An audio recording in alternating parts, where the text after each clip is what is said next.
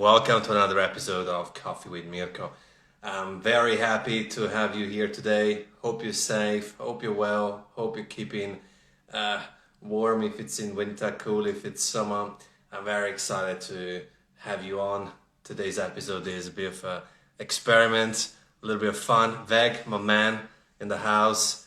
Good to see you. Special episode is going to be just something different, and we're just gonna go with the ball as he comes. So it's gonna be my man Brew Shark. Big shout out.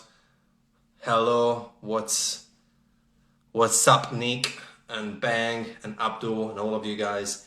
Yeah, it's gonna be coffee farm tour, and Brew Shark having your first sip. What's up, Tanti? What's good? What's going down? And the man himself. Our host. The show and the stage is his. Here we go.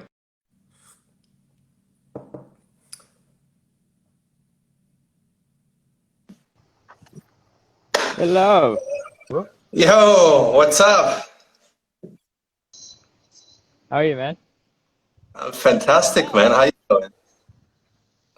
Good. I'm just in a processing facility. So we're not actually gonna be in the farm today because there's no reception. But this is about an hour away from the farm. This is where they process the coffee. And then I can show you basically, raised beds. This tarps Uh-huh. are normally they're normally open, but it was raining about half an hour ago, so they closed it down. We'll see if they're gonna reopen it, and then eventually we're gonna walk around over there where they have raised beds and fermentation tanks and all that really cool stuff. Yeah, man. I'm Uh, I'm I'm very excited, and please, the stage is yours. how's the connection? Connection, all right? Connection's good. If anything happens, I'll let you know. But I'm sure it'll be fine, and it's understandable, man. You're in a rural area, so that's good, man. And how you been? Yeah, been pretty good. This is our day. I don't know, like 20 something. Oh no, actually, 2 weeks and a bit. On a road trip. We were in Central Java, so on the same island as Jakarta, and then we went to Flores, which is in the eastern part of Indonesia, and then now we're in Bali, which is about 2 islands away from Flores. So yeah, it's pretty cool. There's a lot of people flying kites today. Beautiful. We Um, can. yeah, yeah, it's just awesome. So yeah, this area is called Mas. It's an area called Ubud. Have you ever been to Bali? I've been only, well, it's not Bali, I've only been to Lombok a long Okay. time ago. So Lombok is basically the next island Yeah, the over. next island, Yeah.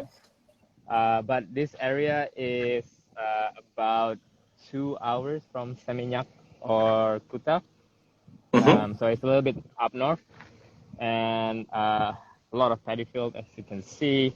I'm gonna walk over there. So those fermentation tanks, the blue ones, are the ones that So Good Coffee Company we're using. So we're doing anaerobic processing. Okay. They're empty So, now, mm-hmm. and then so they have. I'll show you. They have that little thing at the top where we suck the air out to make it fully anaerobic, and then we just took them out, and basically they're just drying at the moment. Okay. Um, And if for someone mhm. who, let's say, never been to a coffee farm, basically got us through the process, basically coffee was ready to harvest and then cherries been picked. Yeah. So normally you would pick the coffee cherry at the farm, and then Mm-hmm. here they pick throughout the day. So normally in other areas they only pick in the morning, but this particular area they pick from 6 a.m. to 6 p.m. And then oh, it's very loud.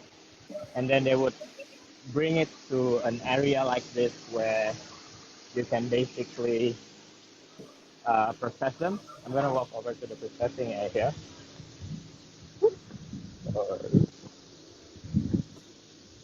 And then either you want to make it a wash coffee or a natural coffee. If they're natural, they would just sort of just put it on the raised beds, like what we see. Um, if it's a wash coffee, then they will depulp it and then put it inside a tank, and then eventually they will dry. So once we get to the other um, facility, I'm going to show you exactly what I mean. But other than that, normally it's about the processing facility are very rarely at the farm, especially in Indonesia, Mm-hmm. because the coffee farms here are always in a very challenging, steep, mountainous area. So you need a lot of flat for processing facility, right? So normally you would pick the coffee cherries from the farm and then bring it somewhere lower that you can have a big, nice flat area. Gotcha. And then from this new tour that you've done, visiting farms, what have you noticed compared to the past few years? Have you noticed any changes across producers and farmers? Yeah, well, Indonesia in particular, this year the weather is pretty challenging, so it rains a lot. Normally, around this time it's the dry season, so it would be very hot. So the challenge is to dry the coffee in a manner that they don't attract, mold or prolong it too much that it becomes too fermenty. So you want just the right amount of sun, basically. Uh-huh. All right. Uh-huh. So we're reaching. So this is the processing facility. Mm-hmm. You have a few ladies over there, and basically they're just picking green beans for defects and all that. Gonna jump over. Let me see. All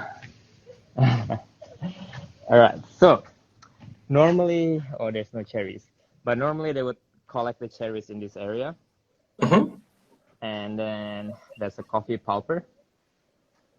Basically, you put the coffee in there, and then it will come out from there, and Mm-hmm. then you will ferment it in this big open tank. So this is a very traditional wash processed coffee. And then depending on the farm, they will either put this overnight or 24 hours or 48 hours, depending on what they want to do. And then they will dry them in this sort of raised beds. So if you see, Beautiful.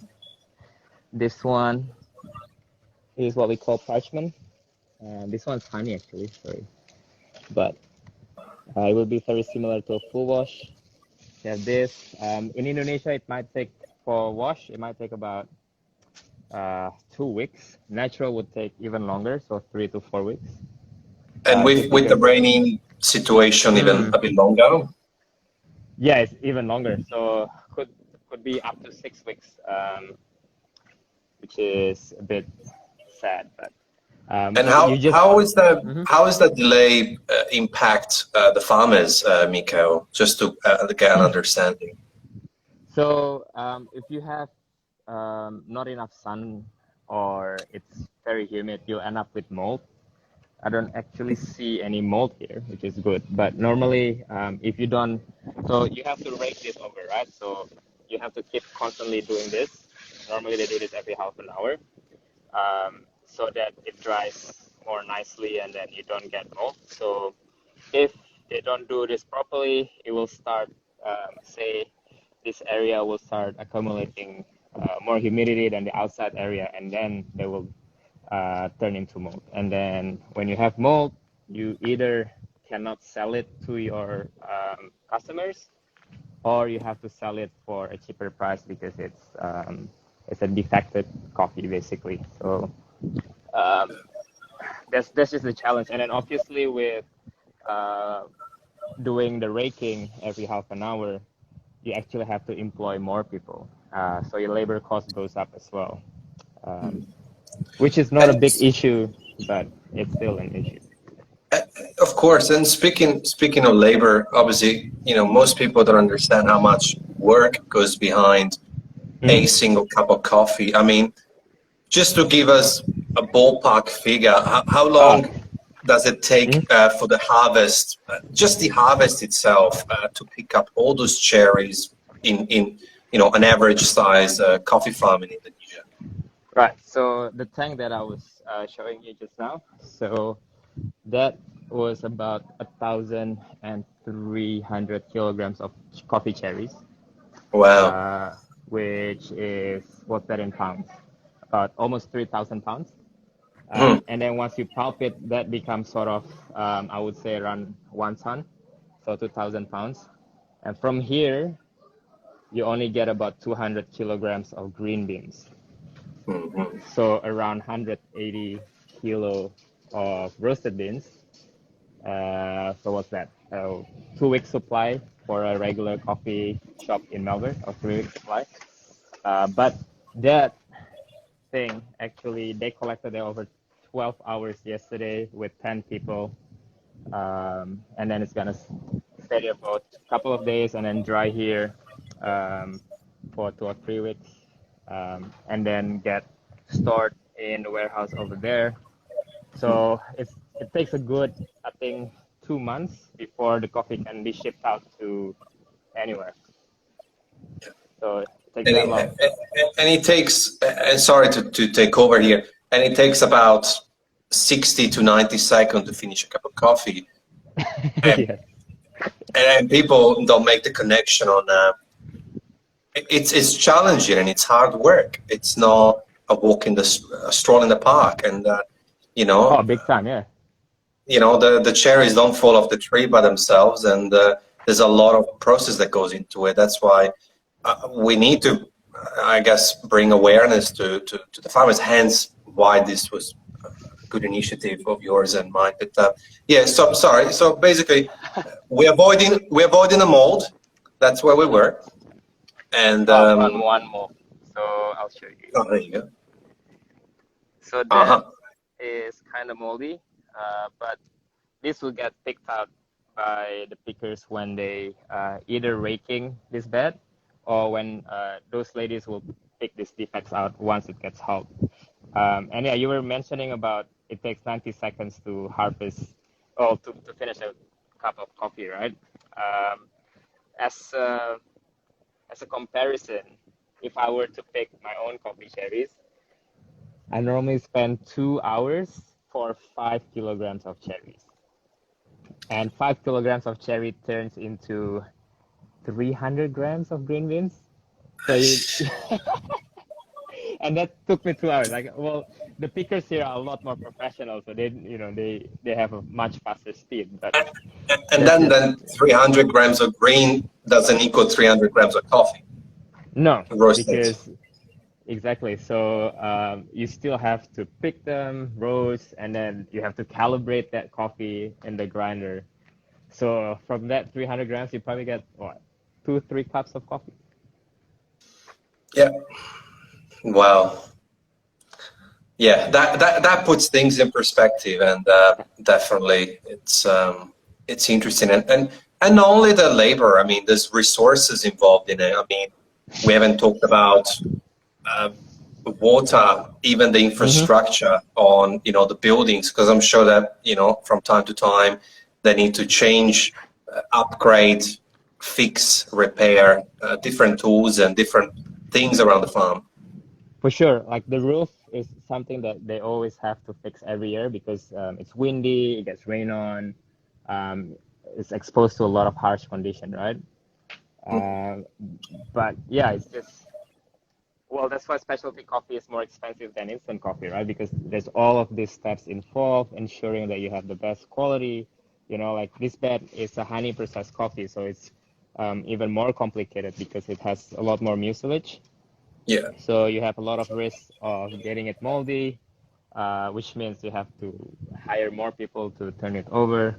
Um, so yeah, I always show these kind of pictures and tell these kind of stories to people so that they understand that specialty coffee is expensive, not because baristas are making money or coffee shop owners are making a lot of money, but because it is expensive to produce a great cup of coffee, right? Mm. So you mentioned the length of time for the process, and what happens then to those beans? So once they reach a desired moisture content, so somewhere here, this one is about maybe 15 to 13%. Hmm. Um, it will get dried for a couple more days or less than a week, I would say. And then once it reach, the industry standard is 12% for export. So once it's 12%, they will rest this inside a bag like that. Hmm. And then once it's ready to be shipped, they will hull that and then ship it to where it's going. But then if it's a domestic consumption, they would dry this until around 10% moisture, and then Hmm. they will send it to a local grocery or green bean buyer. And because, we take advantage of this, we're grateful for your time. But how have you seen the pandemic impacting the farmers in the past 20 days that you've been on the road? Um, well, not much in terms of workflow. I don't know if it's the same experience with the other producing countries, but harvest goes on with or without the COVID, right? So you still need people to pick. You still need to gather in, like a tight confined space, like those picker ladies. They still have to sit next to each other and pick the coffee. So not in terms of workflow, but in terms of demand, this year harvest is actually one of the highest ones in Bali, but they don't necessarily have enough buyers because like all the coffee shops are either closing down or closed down or not selling as much coffee as they would normally. So a lot of the orders have been going down, and then now they are risking, having this coffee in their warehouse for too long and then not have fresh coffees. Yeah. So yeah, that's in terms of farmers and processors. I think that's the biggest challenge. Yeah. Um, yeah, just having surplus of green beans because you cannot not pick the coffee cherries. You still have to pick it. So yeah. Hmm. So definitely people watching the only way to help really is to you know favor certain type of coffee roasters and coffee shops rather than others. Really. Yeah, I think so. Definitely buy something that is local. It's quite, if you're in Australia, it's pretty easy because you have all these local coffee shops that you've been going to anyway. All your local roasteries. Um, yeah, it means a lot for them. Or buy more coffee beans for your home use, because it helps. 200 grams, 250 gram bags of coffee still counts to something, and it helps not only your local cafe, but also the processor and the farmers as well. Yeah, and I think Dan Hobart on a recent interview said that in his opinion the fourth wave of coffee is going to be home brewing, which is sort of Right. makes logical sense. So I Mm. think you're right. I think for home brewers, especially people who just started or who are about to start or who are improving and learning and brewing more at home, I think it's really essential to get those retail bags supporting different roasters as long as you get a little bit of, I guess, not research, but look at the company that you're buying from, the Yeah, ethos, their values, their social media can be deceiving, but a little bit of the story, and then you figure out quite quickly why a lot of roasters sell their 250 for $22 rather than 14 or mm, $12. that's true.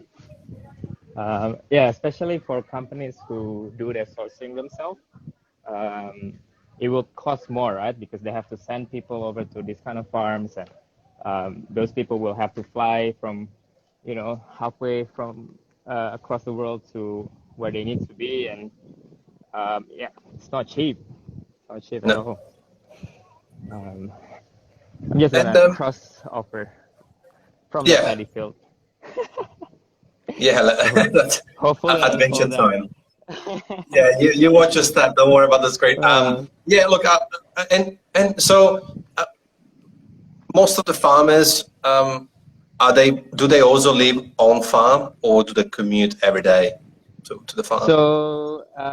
so these guys called Karana Global, so they own a coffee shop and they have this processing unit. They live in Ubud. Um, they live a village sort of 2 kilometers that way. Um, and so are the workers. So the workers actually live inside the warehouse next to the coffees, but the farmers actually live um, an hour away, so up in the mountains. Okay. And typically, you would have one main farmer with the biggest land, and then you'll have smaller farmers with either lands that were given to them by their parents, Hmm. or they sort of were given the rights to pick coffee cherries over there and then sell the cherries to the main farmers. So It makes sense. yeah, depending on where they are. So in Bali, they get paid per kilo of coffee cherries that they pick. Um, so that's typically around 6 to 8,000 rupiah, which is 80 cents Australian dollars Mm. per kilo. In Flores, Yeah. where I was last week, they pick by the liter because they don't have scale, so they only go by this really big buckets. So those ones they get paid by the liter, which is about 400 to 500 grams of coffee cherries.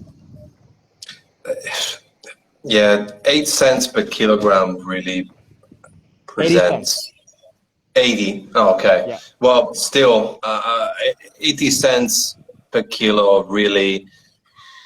that's not much, man. I, But I know. I'm trying to find the right words without getting too upset. Like it really represents how fucked it is, really, right?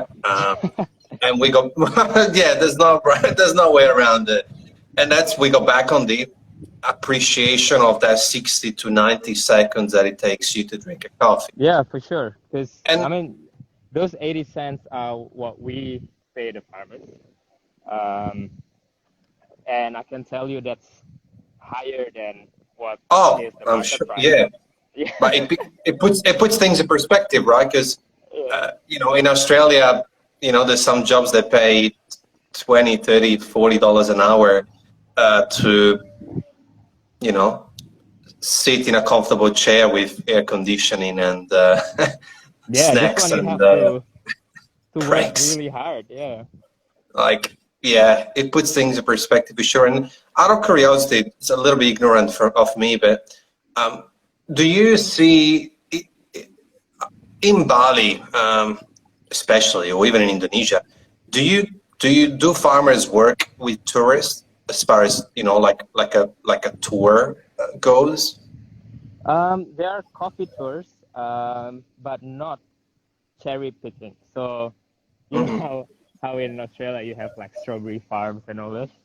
Yeah. Uh, they don't really do it over here, but in Bali especially, they have coffee farm trips where tourists would go to a somewhat nice-looking farm, and then would go there and take pictures and all that. But those farms are normally not an actual, like not a productive farm. They still produce coffee, but in terms of volume, it's very small compared to what is actually needed. Yeah. Yeah. And do you see an you're right? Oh. Yeah, I just slipped into the paddy field. I'll show you my shoes. Oh well, you on a farm, it's all right. Yeah, that's all right. Um, um, do you see a potential to generate extra income for the farmers, creating a sort of experience of certain degree? I know it would require some sort of investments as far as a location, but people are fascinated. I mean, this is cliche, but people think of Indonesian coffee, and most tourists, you know already what they think in terms of Mm. tour. They think they straight go to the Luwak, and And those tours are packed.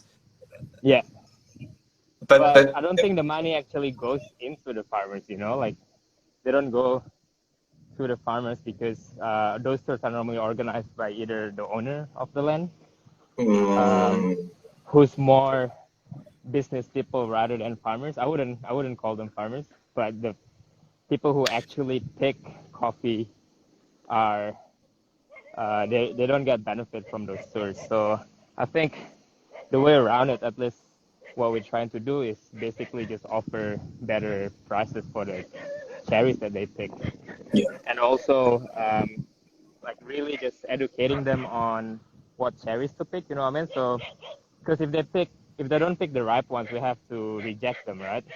Yeah. And the higher your rejection rate, then the lower money they get paid for. So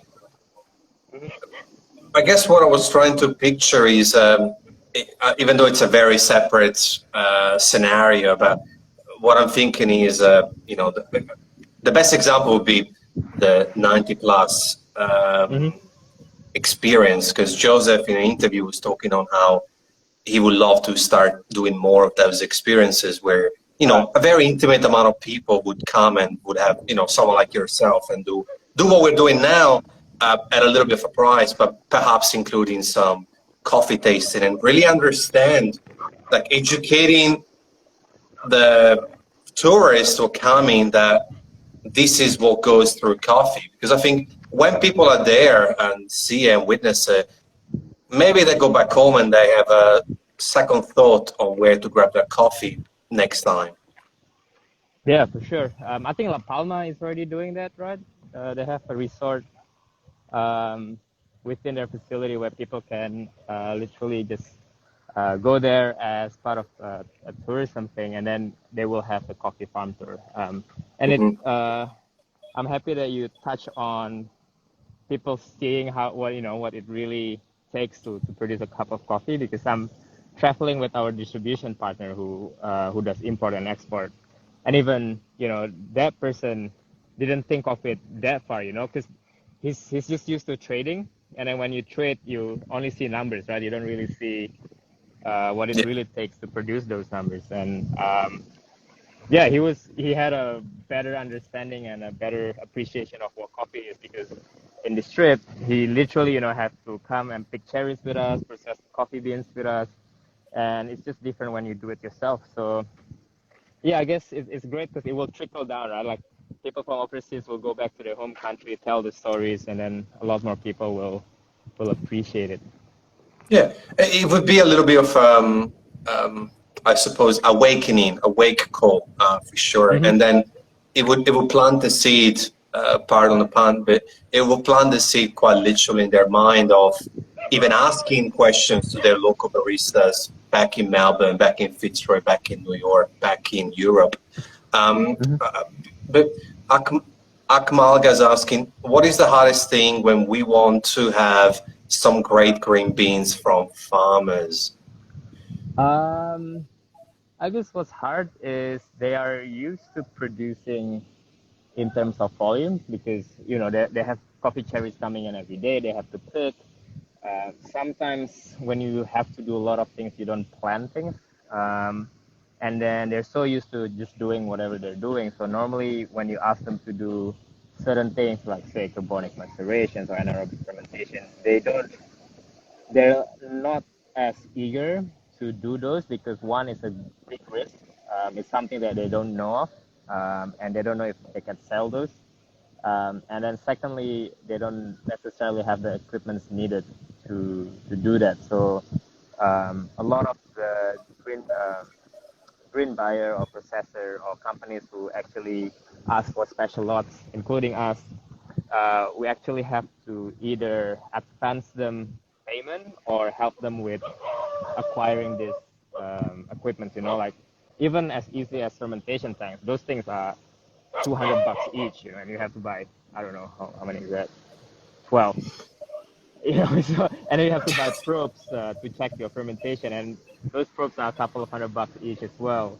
And then you have to make this raised bed for your special fermentation process, because otherwise they get dried. on the tarp. So those things, it's very Heads easy up. for baristas, including myself in the beginning, when I asked coffee farmers to produce, like competition lots or special green beans. I didn't necessarily think of these extra equipment that they need, and I just want this great coffee beans with the same price without thinking about the extra cost. So now we actually help with some of these expenses. Not everything, but at least I think it helps a little bit. And also, I'm just going with the ball here, but I'm assuming that because it is seasonal, Mhm. they will not. It's not that they're going to see the results immediately on a monetary point of view in terms of all these advanced techniques. I think it requires months, if not years, before they turn around and say, well, actually, I'm making a little bit more money now because I'm charging a little bit more, because company like yours is paying a little bit more, because other companies like coffee roasters are paying a little bit more. So I think it takes longer to see those results. It's not instant that they go, oh, with this new process, with these new techniques, I can make an extra 50 cents dollar on top per kilo per gram. So it's difficult for them to foresee the future and say, well, I'm going to make more money out of this investment, because it's not immediate. Yeah, for sure. It only happens once a year, right? Mm-hmm. So, and also if they make a mistake and say screw up the harvest with this crazy fermentation and processing, then they lose the entire money for that year, because it only happens once a year. You have to process once a year, and then you basically survive the rest of the year with the money that you get from selling the beans. So yeah, it's a very risky game, and also you don't see the results. Oftentimes, it's 2 3 years down the road. I mean, if you changed head chef and ingredients in a restaurant, the results are pretty much immediate.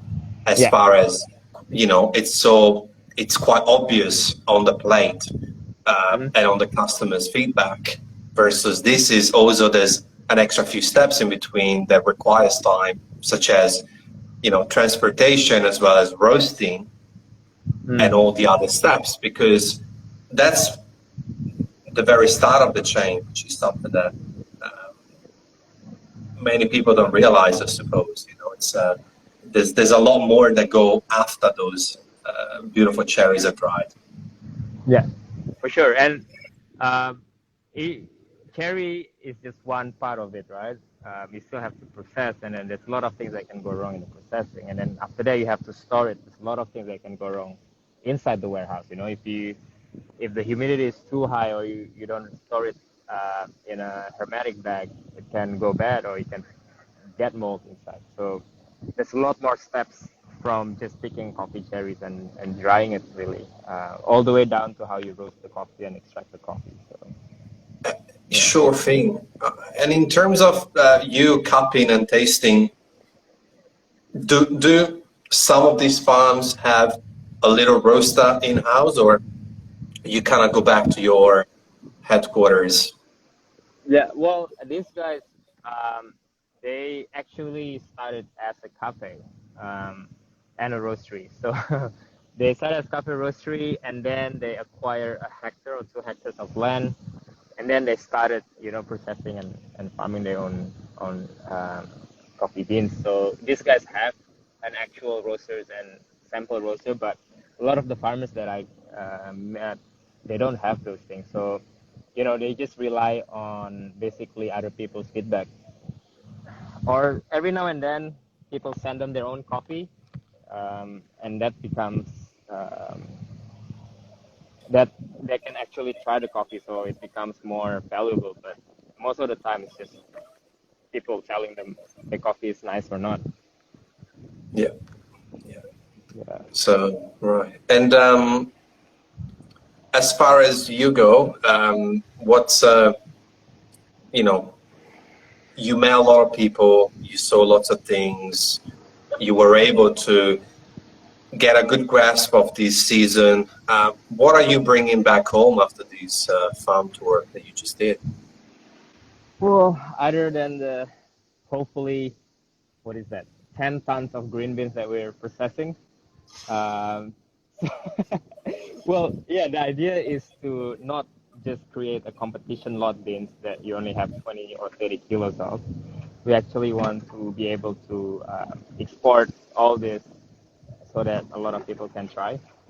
Hmm. Um, but other than that, it's just I guess I would come back with a better understanding and feeling more grateful of what we have really because it's a 1 month long trip. I've never been on an origin trip this long, and um, because we're driving, we see a lot more things, and you get to spend more time with the actual farmers.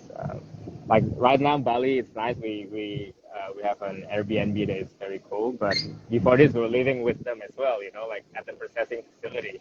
So it's not as swanky as what you see yesterday with the private boat and all that.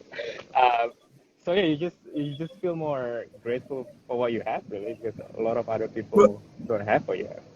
I, Like we I complain. feel grateful after 37 minutes virtual. So 100%, I get you, and thank you for doing this. I and do you? This is very more on a on an emotional level, but do you actually drink many coffees with the farmers? Do you brew I mean at the facility and you drink coffee with the producers and the pickers? Oh yeah, big time. That's something that I always do every time I uh, go back to somewhere that I've made or used the coffee. I always try to made it for them, and it's always a very emotional experience for me because a lot of these farmers don't even try their own coffee, right? Because they sell the good stuff, and then um, they only basically they only get to drink the rejects, the ones that we don't want.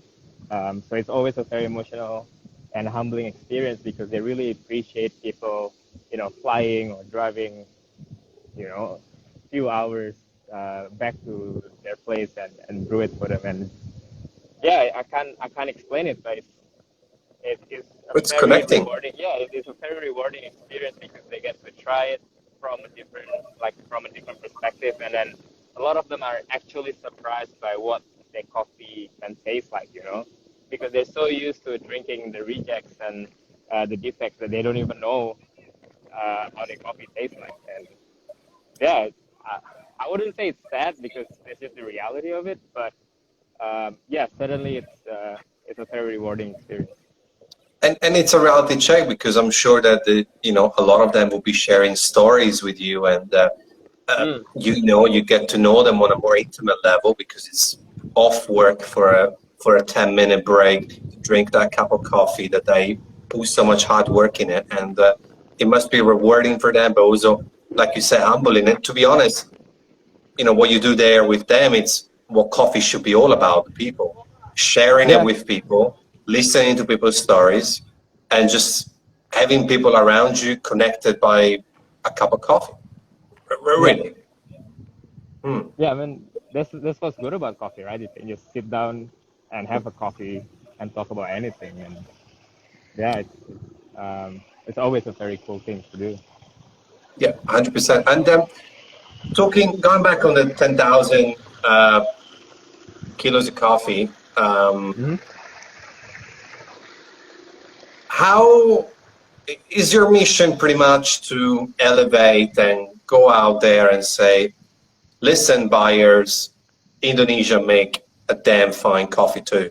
Start paying attention to us. Have you seen the trend gone a little bit up? And is this one of your missions to kind of put a little bit more Indonesia on the map? Yeah, for sure. I mean, when I created the business, it is a business, right? You need to make money, but you can make money in coffee in a lot of ways. You can make a cafe, a roastery, or whatever. But one of my main mission was to let people know that, hey world, Indonesia can make really great coffees. Because what we are known for, your traditional Indonesian profile, right? It's just earthy, big body, a lot of the times dirty. But I feel like the world hasn't really tasted what we are tasting in Indonesia because we're here and then we're tasting, the very small lots and what's possible with Indonesian coffee. So my mission is to really produce it in a large enough scale so enough people can try it, and then start talking about it on the same level as, like you get excited talking about Ethiopian coffee, you get excited talking about Burundi coffee. Yeah, not even mentioning Panama or El Salvador and all that sort of stuff. So yeah, I guess the mission is to have Indonesian coffee discussed in the same way, not just another wet hole from somewhere. And speaking for what you represent and who you are, I think that kudos to you. You need to be proud of yourself because not only you're ambassador, yeah, that's right. I'll deliver it. It's like not only you represented Indonesia at the World Barista Competition, but you mean a lot to you're giving back to the people.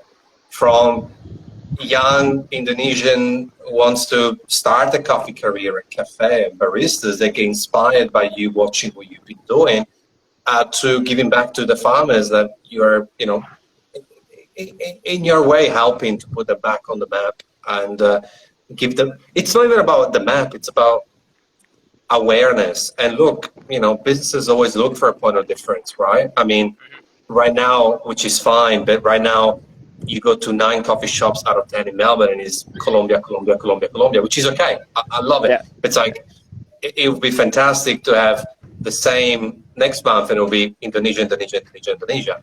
So, and it is about a difference. And I think that, you and others are the pioneers and the starting of these, the other generation are gonna, you're building a legacy for Indonesian coffee. That's what I'm trying to say.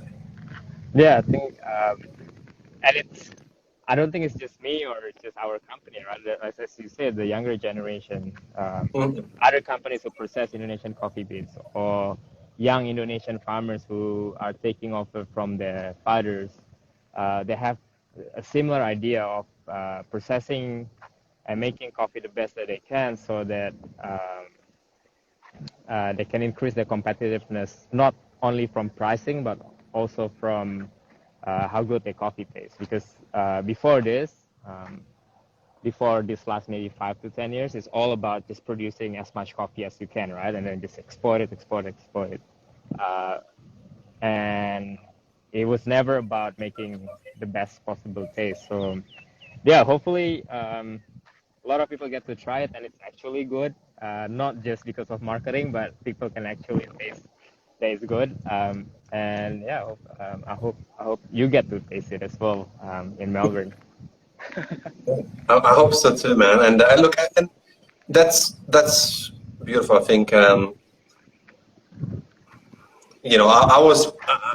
I'm super privileged because having worked for quite a large coffee roaster, I was able to drink a lot of different origins, even the least known, I suppose. And I've drunk actually a fair bit of Indonesian coffee, and without naming the farms because it's not fair in terms of you are in someone else's farm, but and I had amazing coffee. So it's just a part of the process and a little bit of patience, and it's thanks to people like yourself and others, and eventually, harvest after harvest, Indonesia will be more and more prominent across the coffee communities, but also industry and bars and grinders and coffee machines around the world.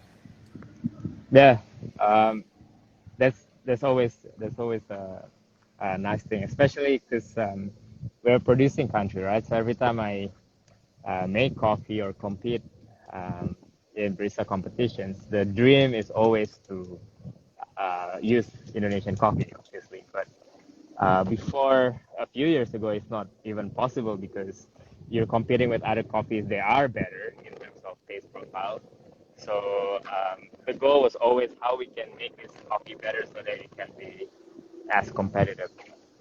Because it's easy to just use coffee that you're biased to and think it's good, but it's only good for you. It's not good for other people. Because barista competition or brewers competition, they score coffee in a very specific way, right? It doesn't mean that it's better that way. It just means that for that competition, that's what they're looking for. And Basically, what we're trying to do is just to sort of follow that standard in a way.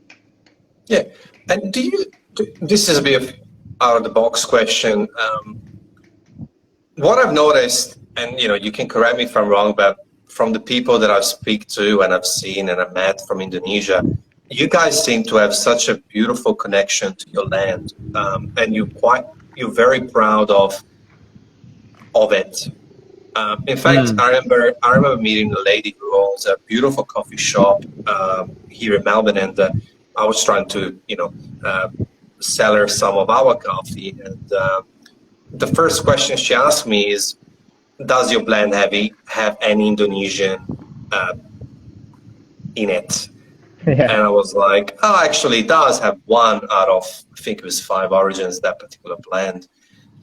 And basically, anyway, her whole point, we went back and forth to conversation, and 3 months later, they changed and they started roasting their own coffee, contra roasting, and she started roasting this blend with 3 different Indonesian coffee. And Mm. it's because she wants to have that connection and support Indonesia. And that's the same with another barista that I met here, and I've known for a few years. And I'm asking, what's your dream about coffee? And he said, I want to go back home in Indonesia and help my grandfather to uh, build up his coffee farm and just take it to the next level.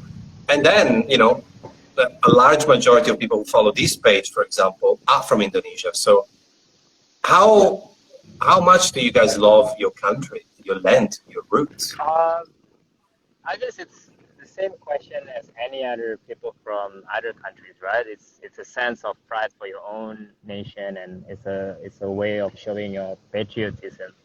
But for us, we produce a lot of coffee, and a lot of the times we either know someone who's farming, or we have coffee from a lot of different places.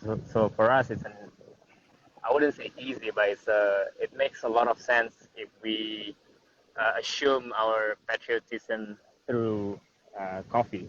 And you can ask any Brazilian, and they would say the same thing, right? Like if you're still a Brazilian barista, they probably want to go back to Brazil and process coffee, or want to introduce Brazilian coffee even more to the world.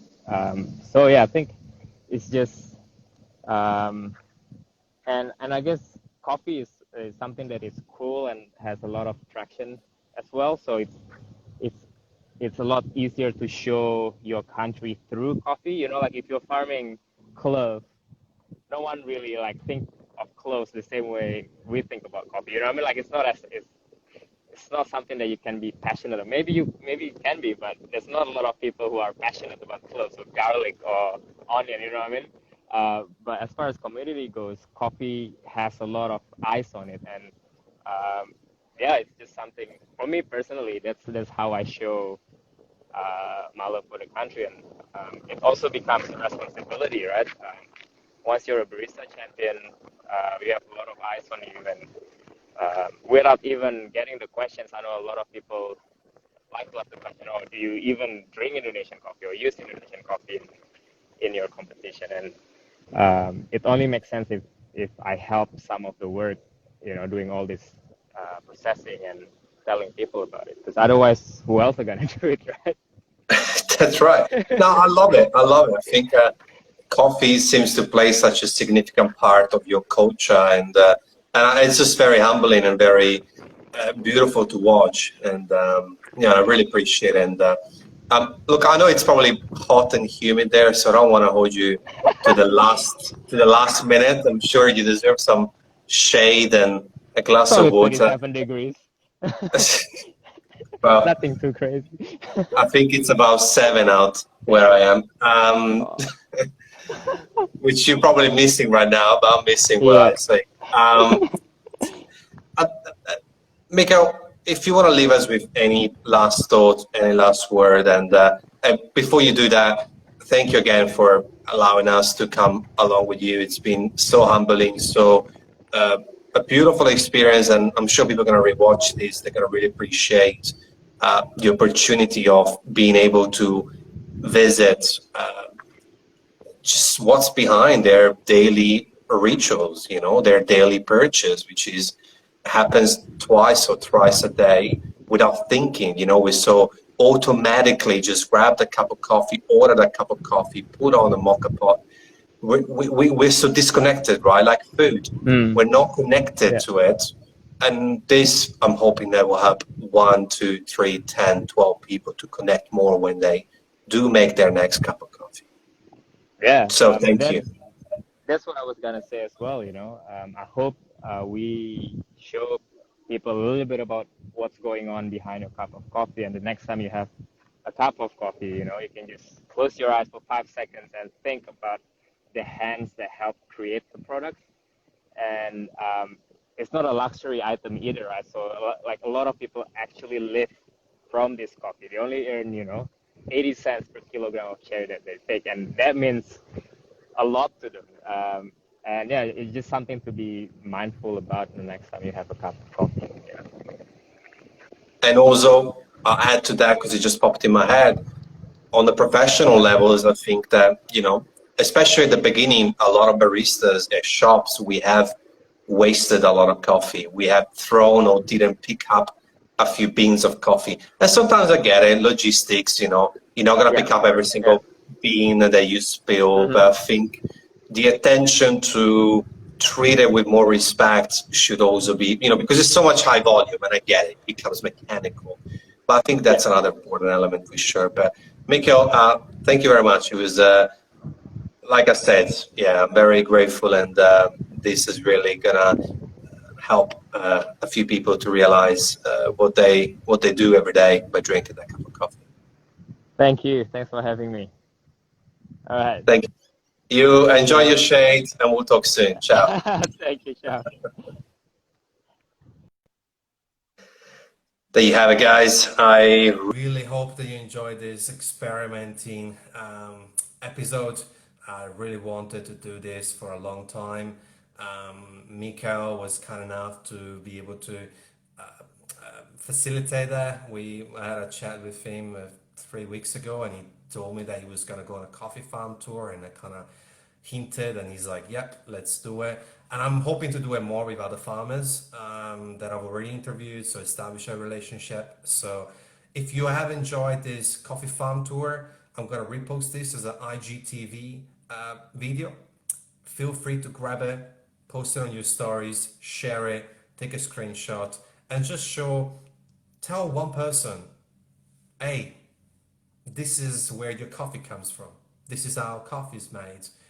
Because if we can talk to one person at a time, then the compounding effect is just unavoidable, and then more people will know and will be educated. I've never been on a coffee farm. This was my first time live that I was able to see what Mikael showed us. A lot of us have never been on a coffee farm, and most people who buy and drink their coffee, they are not going to ever go and visit a coffee farm. So where I'm going with this is sharing this video with you, but you sharing it with other friends. We're doing the same at a compounding level. Like I shared it with you, now you have this power and you're able to share it to one person. That's wonderful. So I'm gonna post this as usual on the IGTV. If you tagged a friend underneath the video in the comments, or if you actually grabbed the video and posted on your stories, I would love that and appreciate that. The farmers would love that. Mika would love that. Coffee producers would love that. So thank you for tagging along. Tomorrow, one more episode for the week. We are lucky to interview, well, it is what it is, but such a legend in the coffee game in Melbourne, the owner and founder of Padre Coffee. And very excited to interview Marinas. We'll leave more info into the stories. If you enjoyed this, I'm happy. Maybe leave in the comment now down below if you like this, and if you're going to tag someone in the IGTV video I'm gonna post later on. Otherwise, I'm gonna give you a big shout out. Vag, my man, thanks for being in the house.